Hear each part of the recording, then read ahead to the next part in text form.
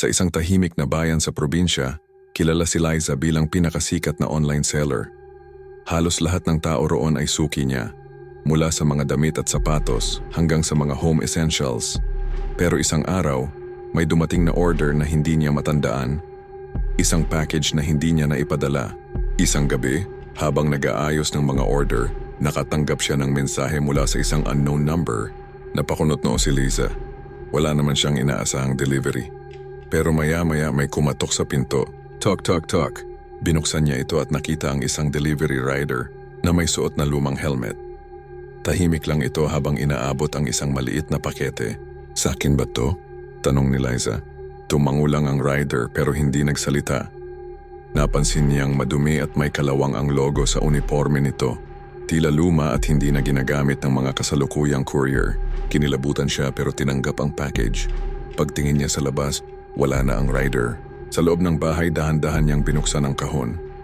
Isang lumang cellphone ang laman, yung may keypad kulay itim at may gasgas. Biglang nag-vibrate ang phone. Warn new message. "Huwag mong bubuksan ang susunod na package."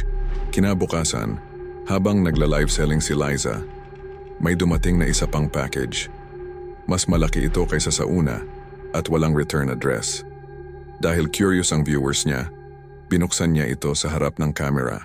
Pagbukas niya, bumagsak ang dugo at lamang loob mula sa loob ng kahon. May laman itong punit-punit na delivery uniform at isang putol na kamay na may hawak pang cellphone. Napatili si Liza at agad na pinatay ang live selling.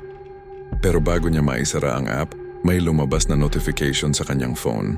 "Sabi ko sa'yo, huwag mong bubuksan ang susunod na package. Galing iyon sa parehong lumang cellphone." Sa takot, binalikan ni Liza ang phone at binuksan ang gallery. May isang video roon. Sa footage, kitang-kita ang isang lalaki sa isang madilim na warehouse.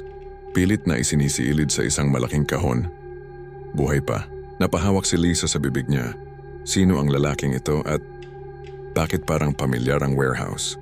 Napansin niyang may lumang resibo na kasama sa package. May pangalan doon, Rafael de Guzman. Kilala niya ito. Siya ang dating delivery rider sa bayan nila na nawala 10 taon na ang nakalipas matapos ma-report ang isang grupo ng illegal na sellers na naglalagay ng mga illegal na bagay sa mystery boxes. Maya-maya may kumatok ulit sa kanyang pinto. Tok, tok, tok. Dahan-dahan niyang binuksan ito. Nandun ulit ang rider. Tahimik, hindi gumagalaw. Pero ngayon, wala na itong ulo. Sa mga kamay nito, may hawak itong bagong package para sa kanya. Sa takot, sinara ni Liza ang pinto at huminga ng malalim. Pero narinig niya ang tunog ng pag-unlock ng kanyang pinto. Kahit hindi niya ito ginagalaw. Dahan-dahang bumukas ang pinto, sa labas walang tao. Tumingin siya pababa, may kahon sa doorstep niya. Sa ibabaw nito may sulat, "Ikaw na ang susunod na i-deliver." Kinabukasan may bagong seller na sumikat sa bayan. Ang pangalan niya ay Liza, pero ang mga matatandang residente may napansin. Hindi na siya lumalabas ng bahay, hindi rin siya sumasagot ng tawag. At ang pinakakakaiba sa lahat, tuwing magla-live selling siya, may tumatambay sa background, isang lalaking naka-helmet na tila nakatingin sa camera. At sa tuwing may magpapadeliver sa kanya, lahat ng package niya walang return address.